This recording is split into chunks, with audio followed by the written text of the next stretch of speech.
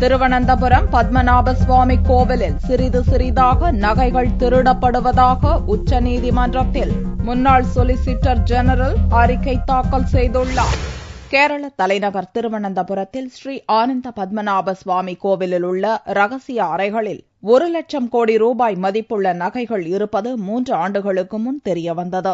இது தொடர்பாக உச்சநீதிமன்றத்தில் நடந்து வரும் வழக்கு விசாரணைக்கு உதவுவதற்காக மத்திய அரசின் முன்னாள் சொலிசிட்டர் ஜெனரல் கோபால் சுப்பிரமணியம் நியமிக்கப்பட்டார். அவர் 35 நாட்கள் கோவிலை ஆய்வு செய்து உச்சநீதிமன்றத்தில் தாக்கல் செய்துள்ள 577 பக்க அறிக்கையில் பல திடுக்கிடும் தகவல்களை தெரிவித்துள்ளார். கோவிலின் ரகசிய அறைகளில் உள்ள தங்கம் சிறிது சிறிதாக திருடப்பட்டு வருவதாகவும் கோவிலை நிர்வகிக்கும் உயர்ந்த பொறுப்பில் இருப்பவர்களுக்கு இதில் தொடர்பிருக்கலாம் என்றும் அந்த அறிக்கையில் கோபால் சுப்பிரமணியம் சந்தேகம் தெரிவித்துள்ளார். தங்க முலாம் பூசும் எந்திரங்கள் கோவிலில் இருப்பது கண்டறியப்பட்டுள்ளதாகவும் அதனால் உண்மையான நகைகளுக்கு பதிலாக போலி நகைகள் வைக்கப்பட்டிருக்கலாம் என்றும் அந்த அறிக்கையில் தெரிவிக்கப்பட்டுள்ளது.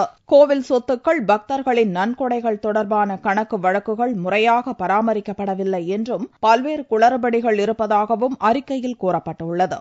எனவே முன்னாள் மத்திய கணக்கு தணிக்கை அதிகாரி வினோத் ராய் மற்றும் ரிசர்வ் வங்கியின் துணை கவர்னர் உள்ளிட்டோரை கொண்ட குழுவை கொண்டு கோவில் வரவு செலவு கணக்குகளை ஆய்வு செய்வதோடு சுரங்க அறைகளையும் திறந்து நகைகளை மதிப்பீடு செய்ய வேண்டும் எனவும் அறிக்கையில் கூறியுள்ளார்.